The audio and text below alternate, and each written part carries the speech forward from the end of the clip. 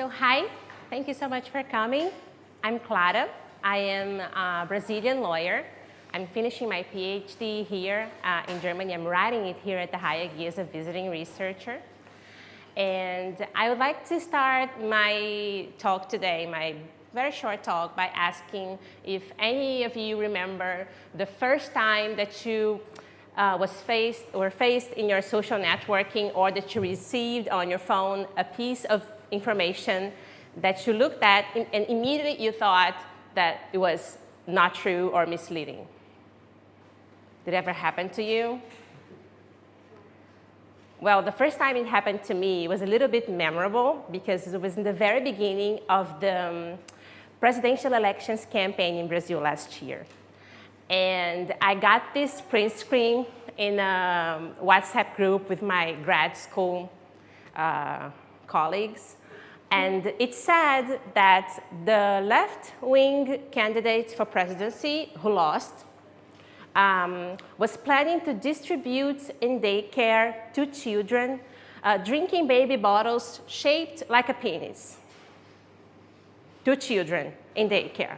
So it took me about 5 seconds to look at that and say, that did not happen, okay? But as it turns out, this and many other information that was fake, misleading, or just plain made up was being distributed, especially through WhatsApp, with an apparent intention to enhance or affect people's political views and ultimately the way they would vote during the elections. Now, this had happened before. Many of you know about the Brexit referendum in 2015 and the American presidential elections in 2016, when there's all this information running around about Hillary Clinton that apparently favored the election of Donald Trump. So as soon as this came out as a real campaigning strategy, everybody jumped on it. Governments, researchers, civil society, everybody was trying to understand what was going on and how to address it. And yet, we have seen it happen again and again. And I think that one of the reasons this is so hard to deal with is because it is very hard to tell the difference between the different kinds of fake speech, between the different sorts of information manipulation.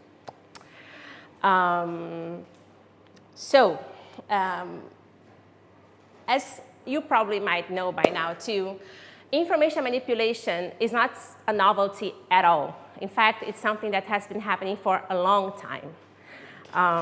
Does anybody know this picture, this painting?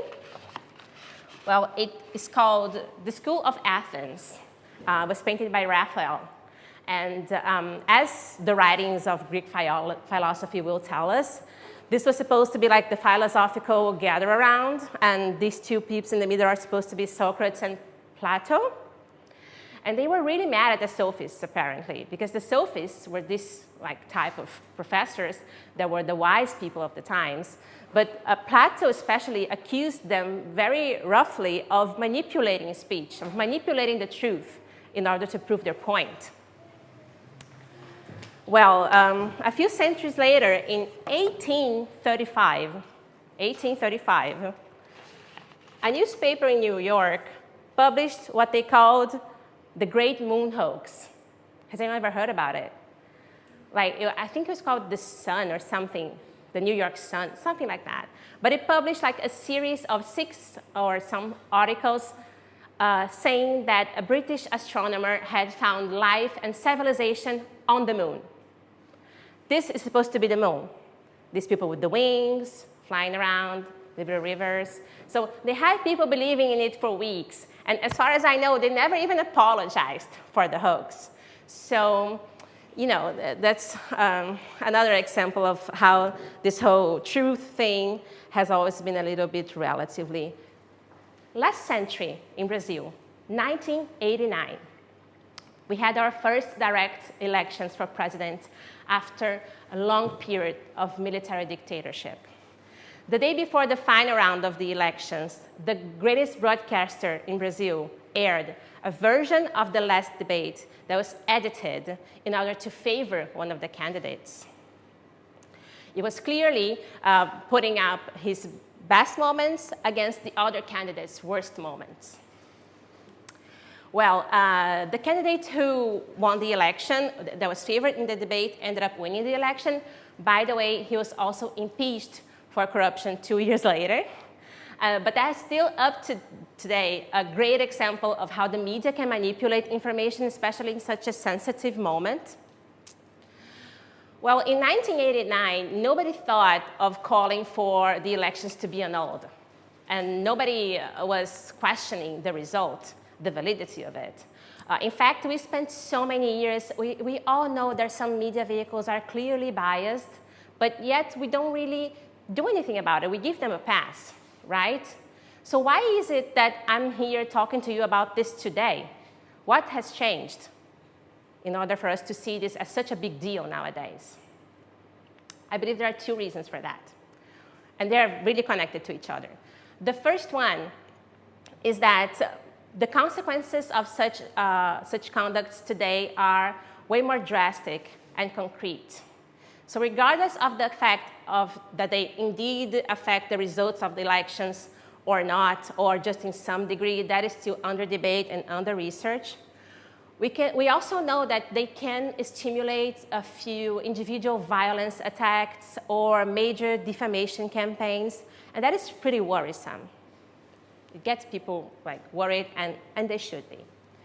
And the second reason that is connected to this one is that we live in a very peculiar technological context.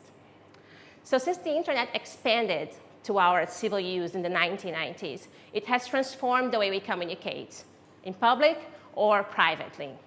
So nowadays, any of us can write something, we can produce a video, and we have a potential audience for it without the need to go to a broadcaster, to a radio, or to a journal to publish. And that's a great thing. You know, it should be celebrated about the internet. But it also should be taken with much care. Because the reason we can do this is because we use Facebook, we use Twitter, we use platforms. Even for private communication, we all have messaging apps on our phones. These are the intermediaries between us, the platforms that connect us to each other and to a public in general. And these businesses, they run on models that profit from gathering our data and profiling us in order to suit us with the best advertisement possible, the one that will most attract our attention. So according to what you liked, according to the videos you've watched, to the terms you have searched, they will draw a profile of you and hit you with the advertising that they think will suit you best. And that is also true for information manipulation. That is why when I got something about sexualized baby bottles, I immediately dismissed it. But somebody else looked and said, oh my God, that's outrageous. I have to send this to everyone that I went to grad school with. And that's how it ended up on my phone. Or maybe they didn't even believe it, but they thought that would prove a point.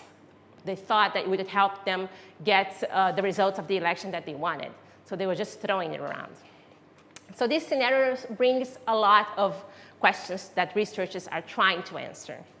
Me personally, I'm trying to figure out what our institutions should do about it. Do we need new laws? Do we need new regulation?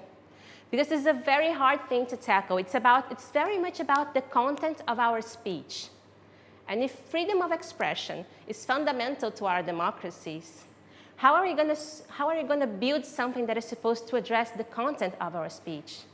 I've just shown you, through time, there's so many different things about manipulating information. It can be a joke, or it can be rhetorical, but it can also be disinformation, something that has an intention to deviate the way people think. So I believe that right now is what I'm doing, looking into the way we have regulated media and this kind of conduct before might help us realize why we should do it today and how. Now, the other thing I know is that we need a solution that fits an online environment. Better yet, that fits a free online environment. That's it. I'll take your questions now.